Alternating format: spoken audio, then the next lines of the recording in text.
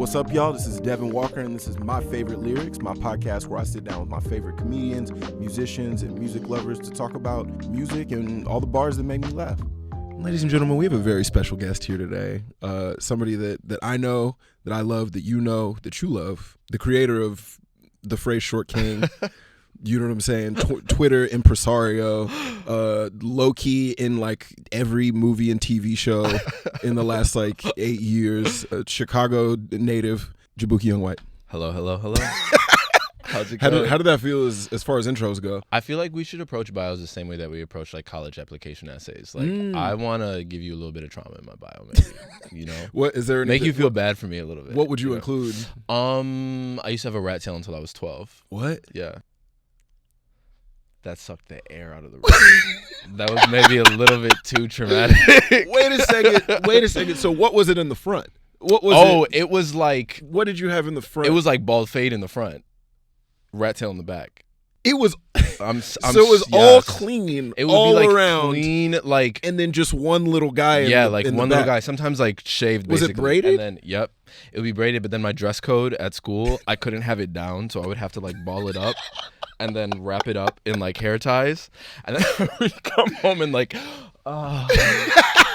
just like let it shake, let it out. Oh no! Wow, what a time! Right? What a time! What a time to be alive! What was know. that? What were we talking? That's maybe the late '90s, early 2000s. This was like mid 2000s actually. Mid So it was 2000s. past the heyday of the rat. Sure. tail. The Like, rat I tail was had dragging kinda, it. Yeah. You were doing what like the mullet is doing presently. You know what I'm saying? Yes. When somebody's sort of reaching backward into a thing that's like 100%. Yeah. I kind of want to bring it back. I'd like to see it. I'd like Yeah, to see yeah, it. yeah. I haven't seen a black man with the rat tail. Maybe in my life. Right? Jaboukie, thanks for being here. Yeah. Thanks for having me. Thanks for being here. To start the podcast off, do you want to tell the people your memory of how we know each other?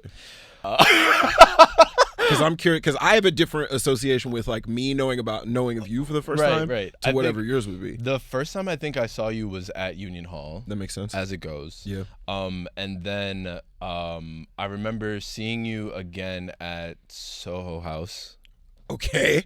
Oh yes. Yeah. That was later though. That must have been. That was a lot later. Yeah, that must have been a good bit later. Yeah. I remember exactly what you were talking about because you had that bit about the Totino's high school. Yes. Yeah. Yes. Yeah. And I remember Totino's saying, High School in Minneapolis. yes. Yeah. What do you want to tell the people about? So I was doing this show, Yeah. and I was asking people like what Catholic school they went to. Somebody said they went to Totino's Grace High School, and at first I was like, okay, this must be like a saint that I don't know about. Sure. Maybe that's like the dude who invented the pizza oven or something like that. No, apparently an heir to the Totino's throne, the Totino's Nepo baby, made a huge donation to the school and was like, drop that saint, slap on some fucking Totino's. No more Peter. No more Paul. No. Fuck This- Mary. Put on some motherfucking Totino's. This And is now, the Pizza Roll High School now. Yes. So now it's like the Pizza Roll High School, and it's like a private school. That's incredible. Yeah. Shout out if anybody went to Totino's Grace High School, hit us up. Yeah. Just please contact the show. I don't know. We probably have an email address. I don't my favorite lyrics @gmail.com. And that's a thing that I knew before I even did the show. I knew about that before. So then there was another time where I guess I asked for Devon's number, and then This is true. yeah, and I didn't remember it this. was that like classic thing of like, oh yeah, like I've never gotten your number, and then like text him, and then he's like, I've actually given you my number like 3 times. That's And- true. And then I was like, no, that's actually so not true. And now your number is saved in my phone as Devon saved 2021. Cool, because it was, if I remember correctly, it was like not only were we exchanging numbers, I was texting Jaboukie. I was being like, "Hey, Jaboukie, what's up, man? You want to do this show that we, and it would be silence. It would be absolute. So now he does text me back. It takes a few days. Yes, yeah. But like now, but I will- do. you But I do. do. I do. Is that like a concerted effort? Where you like this is? I'm so There's bad at that. Mm. I'm that type of where like I see it and then I'm like, yeah, I'm gonna respond to that, and then I forget, and then it just. and then it just doesn't. Because really, what it is, I hate it so much because it comes off as the opposite of the reality, which is I think a lot of people think that I'm like, I'm not gonna answer that because I'm too good to answer that text. Where really it's like, God, I really hope I say something clever and cool. That's fair. I really want to impress my friend. What should I say? And then that like pressure makes me be like, I'll bank it and then I'll come back later. Yes, and then I end up not saying anything. But then the effect is I seem like I'm too cool when really I just really want to connect. So you're basically saying that you accidentally created an air of being cool. 100%. You're saying it was, yes. It was just sort of by coincidence. Yes. And then I like pull up so eager to be liked, and people are like, "What the fuck?" People are like, "What's going on?" Yeah. I will say you did send me a Merry Christmas text. I did this year, which I thought was really, really sweet. Except for then I found out.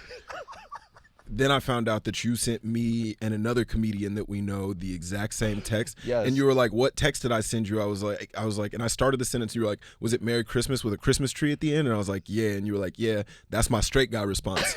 That's the straight guy Merry Christmas that I send to the straight dudes." And there was another straight dude comedian who was also in the room who got the verbatim, the exact same message. He has a copy paste heterosexual message filter that he puts into his phone. It's crazy. I do. It's like per category, you know. What do gay guys get? It depends. It's like gay guy that I want to fuck gets a certain heart color. Gay guy that I am platonic with is a certain heart color. What heart color is the gay guy? I can't divulge that. Sure. Because then we can't crack the code in front of the people. No. You're right. But anybody, if y'all have Jaboukie's phone number, go ahead and look back. You thought that was an innocuous text. You thought he was just saying happy birthday, but there's actually a coded message inside of that. So if I'll just say for any straight dude who might have Jaboukie's phone number, if you got Merry Christmas with the, I think it's just a Christmas tree. Yeah, Merry Christmas with the Christmas tree. Yeah, that's you know what bucket you're in.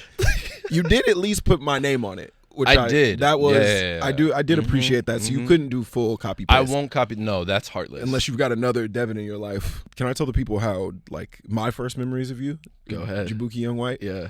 All right. So the first time I found out about you was first I saw you on Fallon. Okay. You did a late night set on Fallon, maybe like 2017. Right. I was still living in Austin, Texas. Okay. Which is where I came up, and I was like, oh, this guy is really funny.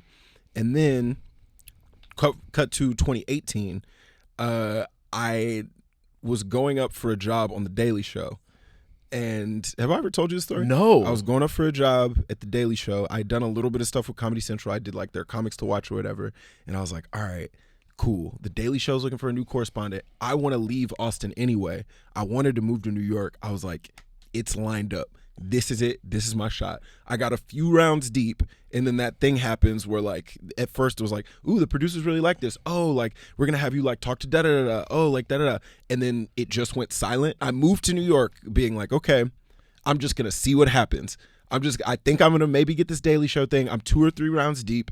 I'm going to move to New York and then just, like, see where life takes me.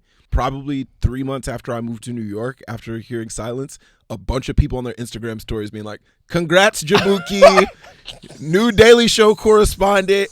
And I was just like, oh! Because, like, also, and that began a thing with, like, me and several of my friends where, like, during that period of time, we were saying that we got Jaboukied. I'm dead. We were saying we got Jaboukied where we were, like, excited about a thing, and it was like, nah, Jaboukie got it. Dang. Well, I love it when my name becomes a verb. I will say that. Like, I always will appreciate that. Yeah. I look back on that, and I don't think I'll ever be that detested again in my life. What? No, my peers. I didn't detest me, detest you. But there were some I didn't detesters. detest you. I wanted the job that you got. Right. Yeah. But that's also because I feel like you were a young nigga really 100% making his way. Oh my God. People hate to see a twink winning. People hate to see a twink winning. There's nothing that people hate more than a happy twink. They want to see you crying, sad. They want to see you Timothée Chalamet, the end of Call Me By Your Name. If you're pulling up as a twink in any other form, they're not trying to see that. They're not happy at all. No. What type of gay man do you think people want to see winning? Well, I was just talking about this the other day. Coleman Domingo? You could either be no, seriously. You could either be like Heartstopper, like maybe like 18 to 22, or you could be like Coleman Domingo, like 40 up. If you're like 25 to 40, you need to shut the fuck up and lay low a little bit. Yeah, that's why I'm being chill right now. I got really 10 more years before people want to see me winning again. That's gonna be cool though. I know. That's gonna once you get a little salt and pepper in your situation. I'm squeezing. I'm trying to get them to pop out. You know, I have one. Yeah, it's right there. You can't really see it. No, it's tucked away. It's tucked away. Yeah, you're not there yet. No. You think I didn't think people detested you. No. Okay, it wasn't detesting. It was just like envy. That's fair. Which is like that's much fair. scarier because I feel like that's a feeling that people can't admit in themselves. No one wants to admit that in themselves. But like when people just come at you with so much energy and you're like, where is this? You're like, what is that? What is this coming from? Like, where it like? And you not texting niggas back too. That's crazy. You taking niggas' jobs. So it really was. It was kind of my fault too. I was like, and they can't even get gas and on they the being like, flame. "Hey, Jaboukie, I got a show tonight. Like, do you want to pop in?" And they don't hear back at all. Right. Yeah. But yeah, it all ended up okay. Yeah. But that is truly 100%. like that was one of my first like real Jaboukie. Like before I ever knew you, I was just like, oh yeah, I saw this guy. He's really funny on Twitter, and I like to stand up. And then it being you moving. I moved blindly. That's on the Daily Show producers. That's true. It's not your fault at all. It really is. Whoever I don't remember any of their names, but Jen, you owe Jen, you owe me an apology. No, you don't. No. Keep it in there. Keep it. Jaboukie said delete it. I say keep it in there. I say keep it in there. I don't. We're not. No last name, but Jen. I remember. I'm like an NFL wide receiver. You know what I'm saying? Like, when they're like I wrote every single name down of every receiver who got picked before me. So okay, this is not over my head. I didn't get that at all, and I wanted to be able to like extrapolate. I'm not getting it. Not at all. So wide receivers. There's a thing in the NFL sometimes where like a guy, or just in professional sports in general, where like if a guy plays a specific position and he's like the fifth person of his position that gets chosen, he will write down the names of all the other people of his position that got chosen before him, and he'll be like, I'm gonna make sure I dominate them, and I'm gonna watch them and make sure that like my stats are better than theirs, and like that's what pushes them to be great. Whoa. So then what happens if you're number one? You just feel yourself? Yeah, I guess you just feeling yourself. Okay. I guess you really not texting people back at that point because you're really like, I'm kind of the one. That's kind of it. Okay. Yeah. I could see that. You put a record out. I did. You put a record out. Like 2023. 2023. What was that like transition like?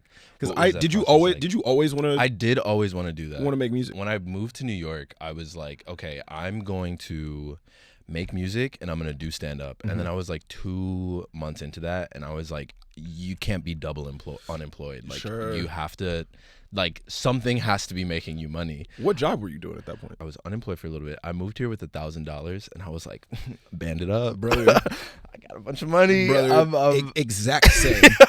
I sold my Nissan Altima. And I got like $5,000 for it, and then added that to the $1,000 that I already had saved up, and I was like, I had $6,000. I was like, I'm fucking rich. This will last me at least a year. Right. Yes. For sure. And I moved to New York City. I was like, plus I'm about to be on the Daily Show, so no problem. I got $6,000 and I'm about to be on Comedy Central. Y'all niggas can't touch me. I'm doing well. I'm about to open up a Roth IRA. That's how I was feeling in that moment. And the way that my $6,000 evaporated in like truly like a month and a half. 100%. It went like, and I had an apartment that at the time cost me $850. And roommates. Still, 3 roommates. Right. 3 roommates living in Flatbush. Whoa. Somehow my money just disappeared. Like, immediately. Right. Yeah. What was your job? What were you doing? So then I actually was doing like telesales at BAM. At the Brooklyn Academy of Music. That's like one of those jobs where it's like you're so close to doing a cool thing. Yes. You know what I'm saying? Yes. It's like BAM really does have a lot of like cool programming, and they've got like cool movies 100%. And like different plays you can see and stuff like that. Yeah. But you're like, no, I'm just making the phone calls here. Yep. I don't make none of the art. I was calling people, and it was like you would see their ticket sales or their ticket purchase history, and I'd be calling people like trying to get them to get a membership. And these would be like people who lived in Greenwich, Connecticut.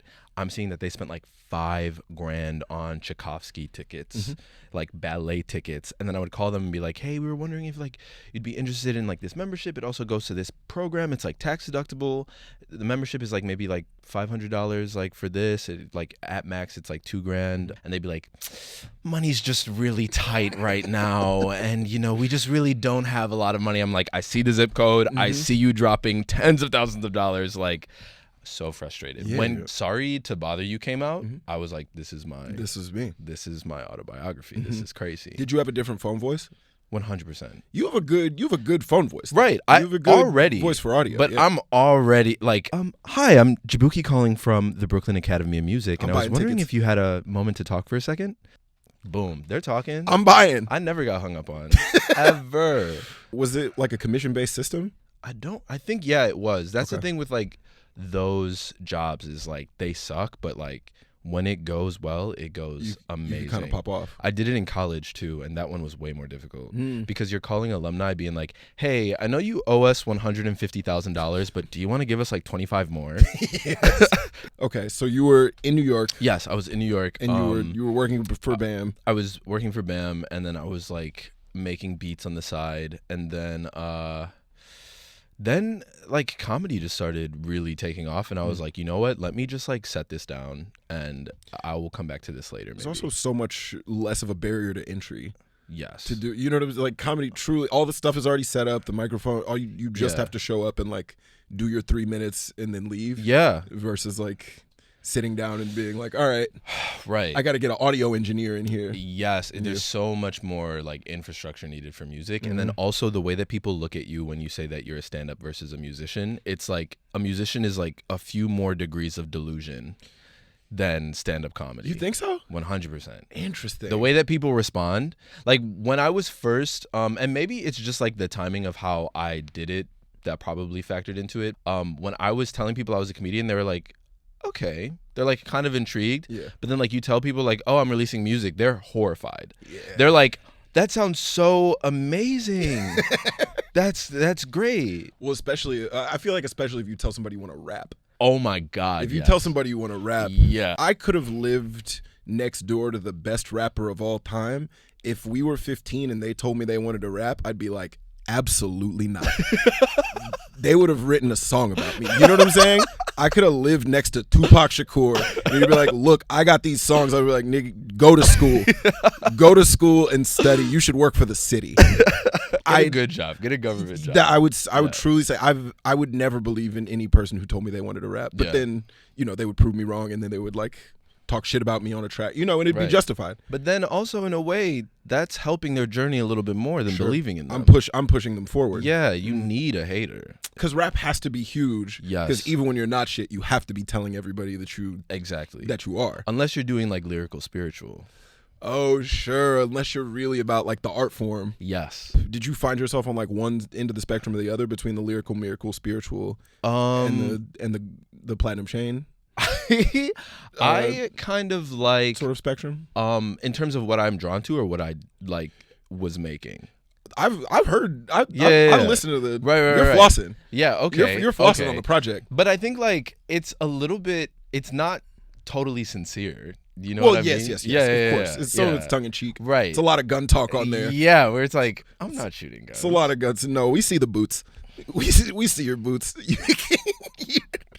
That's not. Well, you might have like a hunting rifle. Right. Okay. But it's like not. I might get some venison. Yes. But I'm not. No ops. No. No twin Glocks. Right. No. What I'm drawn to is kind of like the alternative, more like JPEG Mafia. I do like JPEG a lot. Even though he doesn't really rap, but his ethos, like Dean Blunt. I don't know. He's really good. I think you would like him. But it's more so like the performativity of it, of like machismo and bravado. Like those are the things that I'm really just like putting it on. Yeah, like putting it on, and like I don't know. There's something about that that's fun.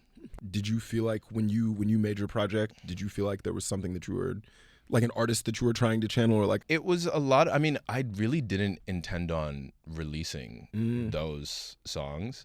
It kind of fell into my lap, and I was like, well, I have to do this. I will say one of the coolest things that I think somebody could do is be making music that's very good and then just never do anything with it. I have a coworker who I won't name because like she would be mad at me, but she's really young and she's very talented. And one time like we were drunk like riding back from like a birthday party in like a 2-stop Uber, and she was just like, hey, can I show you something real quick? And she plugged the aux in and played me some of the hardest shit I've ever heard. Like she was rapping and making the beats. Why do I feel like I know who this is? You probably do. I bet you could guess. Yeah. But she put this shit on and it was so good, and I was like, you should put this out. Like I think people would fuck with this. And she was like, nah, this is just for fun. I was like, that's the coolest. I know who this is. I bet you know exactly who this is now. I bet you would like the music too. I'm gonna ask. You should. She should leave it like in a like will or something. Yeah, like to pass it down. Yeah, or yeah, like yeah, put it yeah. in like a time capsule. Yeah, like if you don't want to deal with it, like let the estate deal with it. Sure.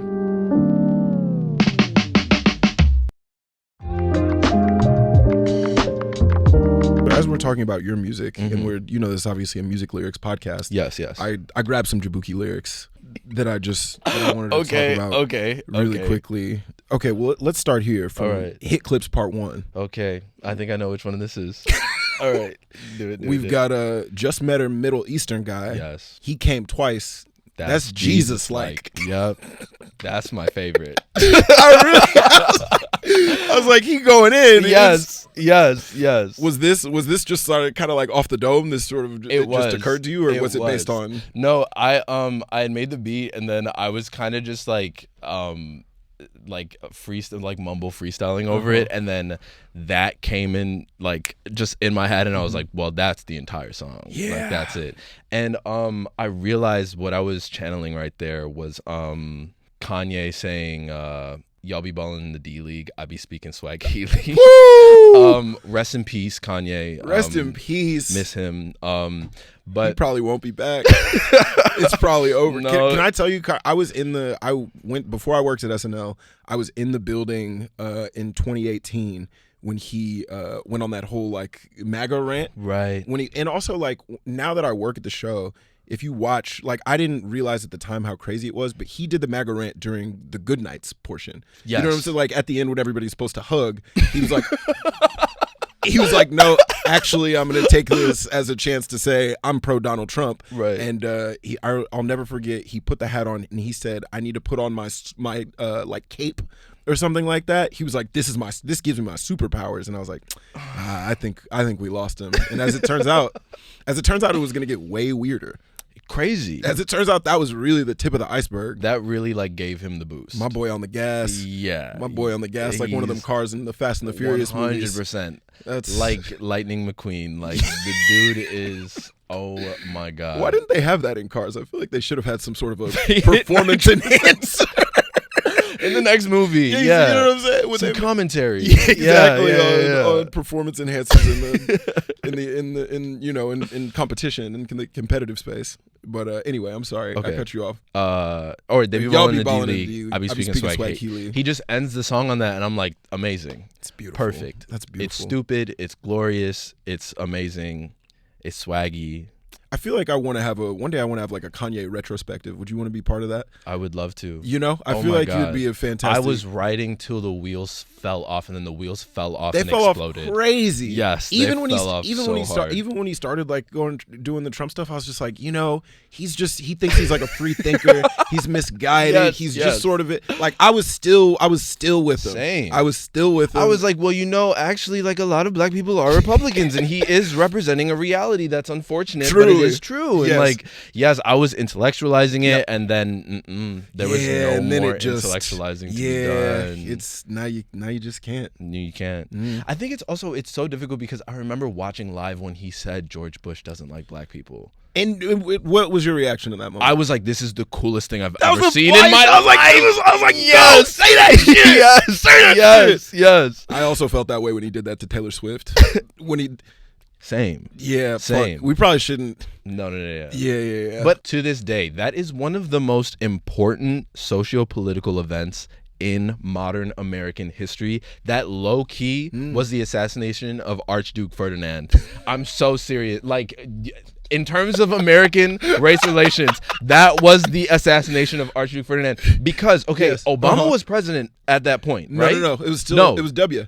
It was W. Oh, you're talking about the Taylor Swift. Okay, yes, Obama was president. It was Obama. So people were mad as fuck that a black man was in control. Yeah. And then all of a sudden, there's a safe black man to be angry at. Yeah. And everybody just took all of that Obama hate and dumped it onto Kanye. Yeah. And like the way that played out over time is like, you could trace Kanye now to that moment. 1,000%. And also, it's just interesting, like Obama calling Kanye a jackass, and then Obama also, like, there was such an offhanded thing about Trump that Obama said, and the way that both of them internalized that and then refused to let it go. Letting this go. Yes, it's like there needs to be more attention paid to that time. I'm surprised there hasn't been a documentary made about it. Yes. It really did. Like, I feel like it set both of their careers on a different trajectory than they were going to be on otherwise.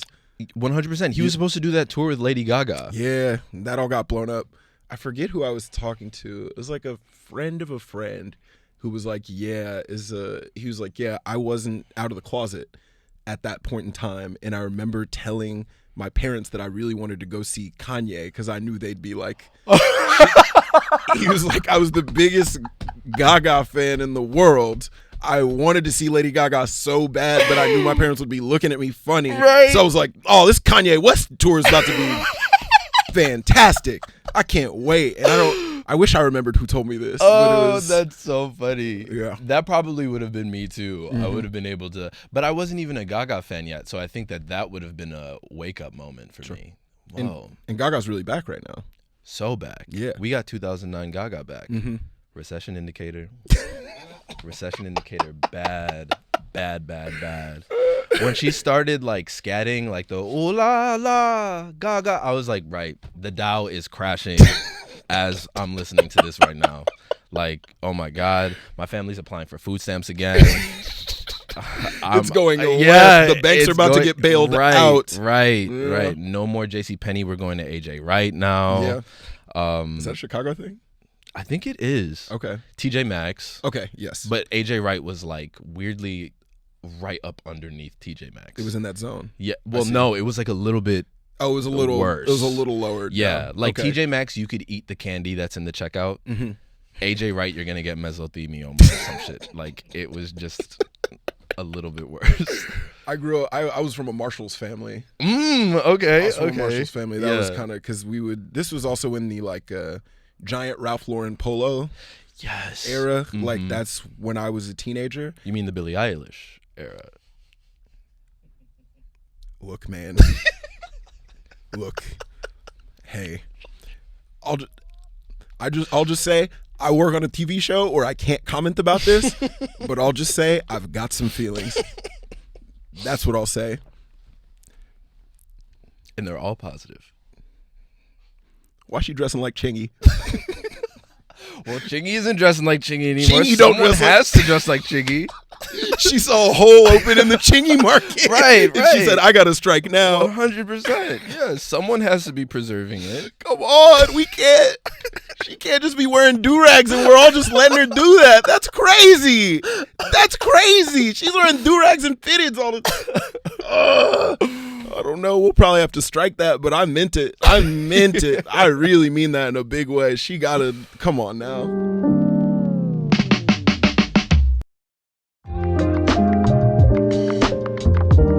Hey, Jaboukie, I want to get your take on a few things.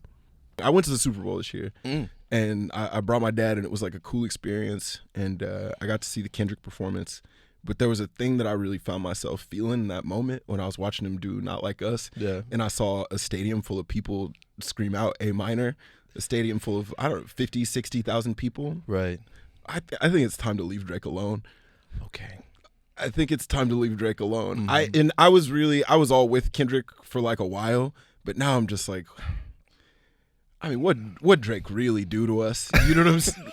We've been mean to him in a way that I'm just like, come on, God, we're gonna act like he didn't give us passion fruit. Whoa, all right. I mean, there's hits. There's just so much that he's given us. Where do you, as a light skinned man, right? As a light skinned man, where do you fall? And listen, do you feel light skinned solidarity with Drake? Let's get into that. Weirdly, it stopped at a certain point. Sure. I was writing so hard, and then it was like, because Drake used to be an album artist. Absolutely. Like, really used to be. Absolutely. Take Care is like oh my God. It's a millennial classic. Right? Are you a millennial? Are you in Yes, that? I am. I don't like to do generations discourse. I think it's really uninteresting. Yeah. But just to check in. Yeah. Yeah. I'm Gen Z passing. Yeah, totally. Yeah. You totally you could Right. But I do feel like I use GIFs, but I use the like blurry, like funny ones, not like the Kermit sipping his tea ones. You know, you're doing sort of deep cut. Yes. The Kermit, that's a little bit more leaning the millennial side. But see, and I don't really want to do generational discourse. Okay. I don't like it, but I'm also just like, as a millennial, like I never remembered being like, who's before millennials? Gen X? Yeah. I never remember being like, Gen X fucking sucks. They suck. Why do they wear their shirts like that? Dumbass shirt. You guys are trash and you listen to stupid music and I hate your books. I said, why is there so much animosity? Right. That's as a solid millennial, I'm just like, where's the hate come from? I'm like, we're not that different. Yeah. Y'all niggas read Harry Potter too. Don't act like you didn't. We're not that separated. I know, especially the difference between like right now a 26-year-old and a 30-year-old. It's like you're pushing it. You feel me? You're pushing it. It's just like, what are we talking about? But now like a 19-year-old, I'm like, I don't know what the fuck y'all. That's a whole different situation. I really don't. I feel like I turned 30 and then a type of music started coming out that I was just like, man, I lost it. I lost. What was the type of music? The first time I heard 100 Gex. Whoa. The first time I heard 100 Gex, See, I was like, oh my. I know you were. Yeah. You're 3 years younger than me. Okay. And I also feel like you spiritually, you're way more online than me. Right. Which I feel like really informs the youth. That's where the Gen Z passing comes from. Exactly. Because I was online at a time where you were still definitely a loser if you were that online. Exactly. You know? Versus now that is the right. That's just what it's coming back around to being a loser. You think so? I think so. Wait, we were talking about this, and we will get back into Drake. Yeah, but before off mic, we were talking about this. Where like, I'll say it. I never thought I was gonna have a podcast. I didn't think this is not what I saw. I thought that I was gonna never have to do it. I thought that I like had skated past it. I was like, okay, I'm just gonna do my thing. I'm on SNL. Right. I'm just gonna I'm gonna do. I was like, I got past it, but then time passed and I looked at it and I was like, no, I think this is just what the game is right now. Yeah. And I was giving you props for being like, I think you're one of the last few who's like, you haven't done it. But we were talking about how now this is just sort of, you have to. No, you have a theory for the people. Would you like to share it? I think that a lot of the time playing the game and swag are diametrically opposed. Yes. Like it's really hard. Like one is going to go up, one's going to go down. It's really hard to balance the two. It's because I want to, if I had it my way, I'd be completely off everything. Oh yeah. I'd be off everything. I'd be completely in the dark. But then it's like, then you go on the road, you go on the road and you're in like, people are like, who the fuck? You're in the city in Wisconsin and you're like, all right, well, I sold 19 tickets in Wisconsin and I'm on TV. So I guess, yes. So I guess it's like, and then you'll see like, I was in Denver. I won't say his name, but there's like a guy who makes internet videos and he was doing the Downtown Comedy Works, which is like the special one. That's like the one that everybody wants to do. I was at the Comedy Works in the suburbs with a bunch of people who listen to Billy Joel. You know what I'm saying? And I needed Were to they be, fucking with you? Were the Billy Joel fans fucking with you? Yeah, it's like I feel like now I've been doing it long enough that I can how to talk find to a Billy way Joel to pivot and talk. But it's Right. like that wasn't who I wanted to be. It's quiet for a little bit. There's just like certain just a small town girl. I just do full sing-alongs when it gets quiet. But like I remember hearing about this like big internet guy who has like millions of followers, and he was at the like bigger club. He sold out all his shows. My show sold okay. Yeah. And I talked to another comic. We were like at like a brunch thing the next day, and he was just like, yeah, I opened for that guy. He was supposed to be doing an hour, but we realized really quickly he didn't have the time. And so like the first show, he just kind of was trying to riff for like 40 minutes and that went bad. So then like after the first show, like the opener was doing, I think like 15, the next show he was like, hey man, why don't you do 25? And the third show he's like, hey man, why don't you go ahead and do 30? And by the fourth show he was like, hey man, you could do like 40-ish if you want to. And then the headliner guy was doing 20 minutes. You know what I'm saying? But ultimately it's like, as much as I want to be like, oh well, like I could really like, I got the time, like Right. That doesn't matter. You know what I'm saying? No. What matters is like that guy sold the club out. Yeah. You know what I'm saying? And he made all the money, and like, so I'm like, oh, I guess this is just part of Right. it. Also, as somebody who used to be constantly online, Incredible, like showing myself online, Yeah. Like being seen, the translation between like ticket sales is night and day. Like you go from being someone's best friend in their pocket to like being a person that they've seen on a TV screen or like a movie that they're like, whoa, I really respect you, but I don't really know you and I don't really like care Sure. when I have a best friend in my pocket who I would go pay to see. You know what I mean? Yeah. I mean, you know what I mean. I do know exactly what you mean. Unfortunately, you know exactly what I mean. But there is your theory really hit me. Yeah. Because I was just like, oh, it's so swaggy, I think, to be like as offline as possible, Mm-hmm. post very rarely, very sporadically. I don't know if there's anybody who's doing that anymore, though. Anybody, you were saying. I was saying, like, if you were famous as a comedian pre-2015, Yep. like pre the streaming era, Yep. it goes for music as well. Yeah. Like, then you were grandfathered in. Sure. Yeah.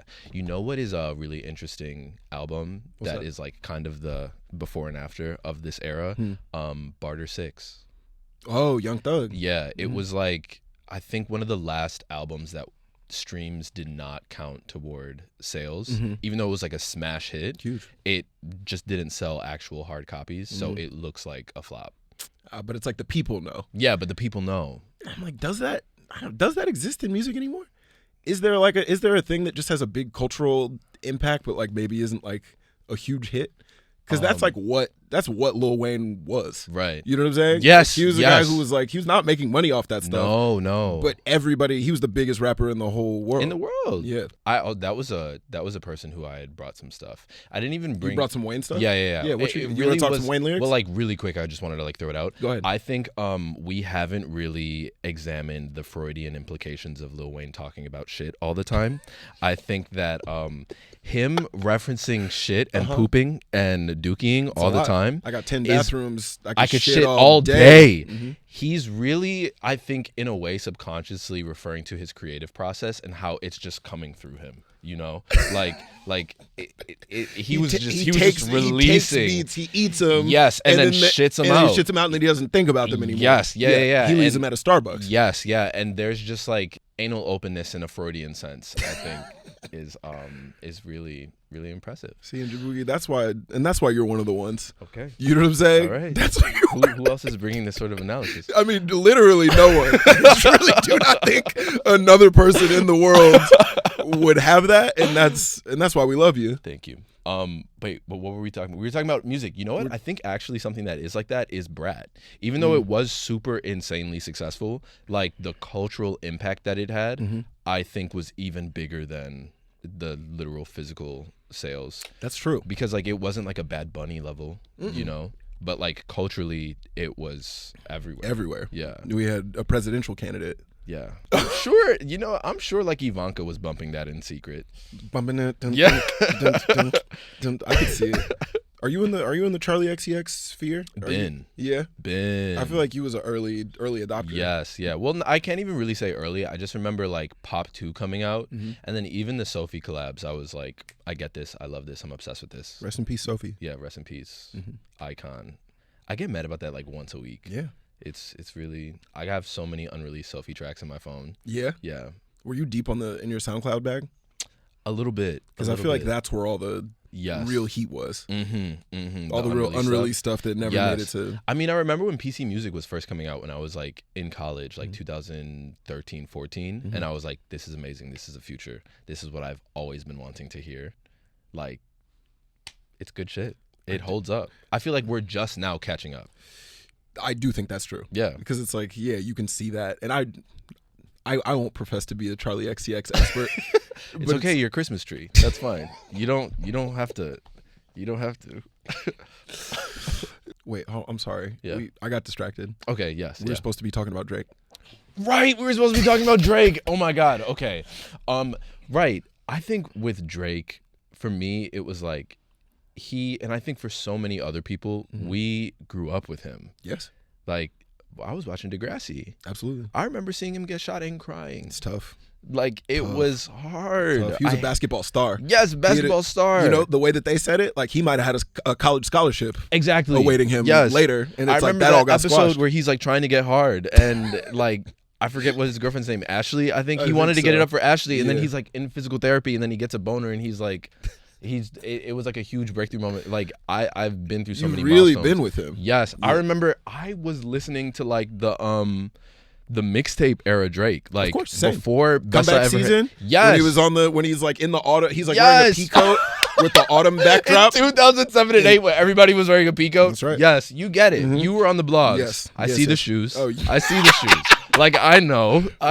People, yeah. Yes. I was on some blogs. Yes. So like, I think there was such an attachment, but then I kind of fell off around like More Life. That's when I was like, oh, you're just like putting stuff out now. I don't think you have anything left to say, really. That's because it kind of felt like Take Care was his like, here's like my real magnum opus. This is the stuff I really have to say. Yes. This is really, he's talking about like his mom crying and like, his friend is sick and like going through all that stuff. And then, yeah, you get to, he hit a certain point where he's like, oh, actually I want to be a pop star. Yes. Yeah. Which I feel like you would. I was like, respect. Yeah. I mean, damn, so it was like I was there. No, I was there for the singles where I'm like, I don't need to listen to the whole project. Mm-hmm. I just need to. Okay, Nice for What is the one, and then this is the one. Yeah. Okay, that's what I fuck with, but then I also think that that's more so a reflection of where music in general started heading. I don't think he was the only person to stop releasing albums. I think that like across the board, we stopped consuming it. We stopped consuming music like that. So I think I had developed my own identity as a light skin, and I stopped needing to look to Drake. Well, I also feel like a key difference, I was thinking about this as you were talking about it, I feel like a key difference between you and Drake is that you're not biracial. No, I'm not. You don't have. Thank you.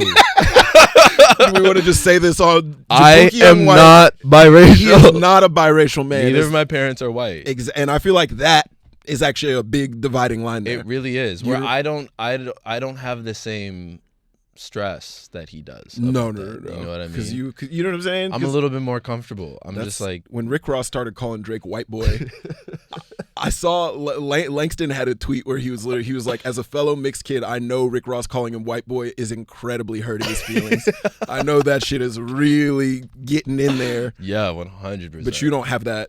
You don't have that journey. No, I don't. I mean, I still was getting called white boy. I'll never forget. But in a different kind of way. You were getting called a white boy because you were listening to Sophie. Right, exactly. That's what it was. Yeah. And I was like, well, you got me there. Also, you did, this is a real deep cut, but you did an episode of Sydney and Marie's podcast back in the day where every episode was about like what you're an expert on, and yours was the Caucasian hits expert. Oh, yeah, Caucasian bops. Caucasian bops. Yes. I still, to this day, I know the Caucasian bops. Wait, speaking of which, can I bring up a lyric? Yes. That I feel like is really going to resonate with you. I asked some people on Instagram to submit some stuff. Go see if you can finish this lyric. Okay. Shush girl, shut your lips, do the Helen Keller. And talk with your hips. 303. Mm-hmm. You remember that? Of course. That's a Caucasian bop. That's a real Caucasian bop. A real Caucasian bop. They had their own hand signal. They did. Well, and it was like they're coming back around. I remember during the pandemic, I did a Zoom show with them. And what? The most starstruck I've been. It was like a Zoom college show where like 303 had a setup and they did. It was amazing. They killed it. They did great. Shout out to 303. Yes. Shout out to the members of 303. Love them. Was it this? It was. Yeah. Oh my God. I remember somebody at like my high school had this on like a T-shirt. Do you have any thoughts on the Helen Keller bar? The Helen Keller? No, not really. No. We did The Miracle Worker in high school. What's that? It's like the story of Helen Keller. Yeah. It's a play. Oh, it sounds really nice. Yeah. I got in trouble. Why? Because I did the announcement to announce the play. Oh no. And it was my responsibility, and I had the person who was playing Helen Keller get on the microphone, and it was not good. It was not good. It was not good.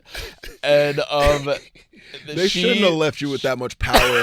That's on them. She like did vocalizations, and then people were like, what the fuck? And then I got on the mic and I was like, that was Helen Keller telling you to come see The Miracle Worker this Friday. And I got a lot of heat for that from the teachers. But it worked. A lot of people came to see it. It was effective marketing. Sometimes you have to be a little controversial. You gotta break some eggs to make an omelet. I'm sorry. He's sorry, but like the methods worked. It did. You were saying the proof's right there. Yes. Yeah. Jaboukie, you have any favorite lyrics you'd like to? Yes. One that I really wanted to share was Coco and Claire. Who we have talked about. We talked about. Yes. How much we love them. Yes. I'm a bad bitch. I'll kill the both of us. Mm-hmm.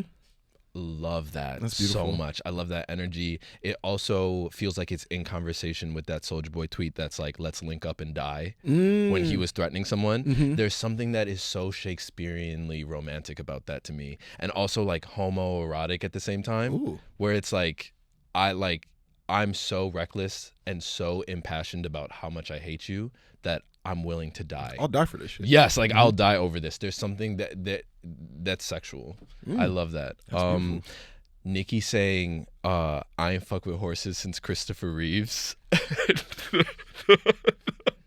Every time I think of it, I've been in the back of so many Ubers and that comes on the radio and I start cracking up because it's like the way that it's like automated on the track too. She's like, I ain't fuck with horses since Christopher Reeves. And the beat drop, or like her bars drop out for a little bit and it's quiet. And it's also like, this is an era where Nicki is not like Starship's like silly Nicki. No. She's so dead serious right now that she's really in her bars. I got bars for you. Yes. And it fucking cracks me up every time. Because it's also like, that's so not in the zeitgeist right now. No. Like it hasn't been for maybe 35 years. Yes, like it's been a very long time, Nicki. She reached back for that. Yeah. Also, Playboy Cardi, when he said, "Bring that money home, Daddy waiting for it," with Nicki Minaj. Yes, with Nicki Minaj. Yes. I tweeted once that when Playboy Cardi said, "Bring that money home, Daddy waiting for it," he was queering late capitalistic heterosexual earning dynamics while empowering women in the workplace, and he favorited it. Did he really? Yes, yeah. He was like, finally somebody knows what I'm fucking talking about. Finally somebody, I'm out here saying shit. People think I'm a mumble rapper. Actually, I've got a message. And I'm talking about feminism and what the women need to do in this world and what they need and what they're lacking, and people won't acknowledge it. And I saw him. Wait, also speaking of Nicki, hold on. There's a song, what is it called? Poke It Out, right? Is it Yes, it is Poke It Out. Poke It Out. It is Poke It Out, where the end of the Nicki lyric or the end of the Nicki verse is just her saying FaceTime like 9 different times. Yes. I love the delivery on those two where she's like, I'm dying in a FaceTime. Yes. That's one of my favorite Nicki pockets that she gets into. In bitch's career, cut them brake lines. Hold on, wait a second. You gonna be on an episode of Dateline. You bitches' chances looking slimmer than my waistline. Man, that shit been over since playtime. My watch flooded, ho, I can't even FaceTime. You bitches gotta FaceTime for them hate crimes. Playboy hit me on my FaceTime with the best feature out the Big Apple since FaceTime. That's good. She was going in. That's so good. She was going in. I really do like when somebody rhymes the same lyric with the same lyric. She is the queen of rhyming the same word and like brilliant stupid bars. Yes, she has so many things where it's like, that is so dumb, it's the most genius thing I've ever heard in my life. And that's why we love you, Nicki. Love you, Nick. Yeah. Do you feel like people should start being nicer to Drake officially? This is the thing. I think Drake needs to for real go do like some ayahuasca, or like at least go do like some ketamine something. He's got to find a new version. Yes, he has to find a new version of Drake. Like he just does. He just does. And then we can start being nice to him. I was really rocking with him for a substantial period of time. I'll also, much like Kanye, I'll always hold a special place. In my, you know what I'm saying? Just because of what he did mean to me. Yes. But I feel like there came a point where he went a little too much into the mafioso thing. Yeah. When he was really talking about like sending shooters to cut off your fingers and stuff. And I was like, Aubrey. Well, Aubrey, we can't do that, Papa. I know. Come on, brother. It's not that. No, right. It's not that. It's like, but it's also like, I don't go to you for that. No, like, there's rappers. There's a lot of rappers who do that in a believable way. Right, and then and I like that, and I like it when it's coming from them. Yes, but it's like somebody has to be sensitive. Yes, somebody has to be sensitive, and I think that's the problem. Is like he is too hard now. Yeah, and how could he be sensitive in a world that's so mean to him? And maybe that's what the next album's about. How can I be so sensitive in a world that's so mean to me? Exactly. It's like, I want to be myself, but you guys won't let me. Right. That's a little too self-pitying, though. Like, I think that's his whole thing. Yeah, that's true. His whole thing is being like, I'm mad at you because I was unavailable and you got married to a different guy. And how could you do that? Right. That's kind of his whole ethos. Drake needs to do stand-up next, I think. Drake, if you're listening, which I'm sure you are, I know you'll be listening to this podcast, My Favorite Lyrics. If you're listening, please don't do stand-up comedy. Please. Drake, if you're listening, do stand-up comedy. Please don't. I have some shows coming up. You go up at Union Hall. Like, start, you can open for Jaboukie. Yeah, it's like a super inviting room. Like, people are you could try new stuff. That's just true. Like, It's feel intimate it out. in there. It's intimate. Yeah. I think it would be good. I think it'd be good. I guess we'll see what happens with that. If any of y'all see Drake doing stand-up, just know that it came from this podcast specifically. Just know it came from Jaboukie. Jaboukie, you got anything you'd like to plug before we get out of here? I go see Companion. It's on streaming. Go see Companion, a movie that Jaboukie never mentioned that he was in a way that I thought was a real flex. I had no idea that Jaboukie even was, and this has happened on multiple occasions. This is why I feel like you're such a cool guy to me. Never mind. Right, but like the swag in the game, diametrically opposed. Sure. I got to be a little less cool. Yeah, that's true. You guys are going to see me being very cringe. So. I will say, I was telling Jaboukie this off mic. I've seen Jaboukie is like a good like chunk in the third act of the movie. You're like running around. I don't want to spoil it, but you're like a scientist guy who like works for the technology company. And I've seen people with much smaller parts in movies post a whole ass movie poster being like, January 19th, big things coming. And you didn't mention it at all. And I was literally in New Orleans killing time before a flight. And I was like, I'll go see Companion. Jaboukie in the whole movie. Not in the whole movie, but he pops up. He pops up in like in a real way that matters. Well, thank you. I hope that's how I'm remembered. Jaboukie always popped up in a real way that matters. He popped up in a real way that matters. Anyway, I'm sorry. Go ahead. And then check out Abbott Elementary. Quinta, a lot of very funny people. That's the episode. Thanks, y'all. See? Thanks, Jaboukie. Thank you. My Favorite Lyrics is a production by Disco Nap. If you guys like what you hear, leave a review and tell a homie about the show. And make sure to follow us at My Favorite Lyrics Pod on all social platforms, except for Twitter. We offer that. You can learn more about this week's guest and the My Favorite Lyrics team by checking out the show's notes. And thank you to the guys that made this show happen. Our executive producer, Lauren Mandel, our associate producer, Carmen Kerrigan, Chris Mueller, who engineered the episode, and Jacob Derwin, and the whole crew at Technica House. Shout out to y'all. We'll catch y'all next week.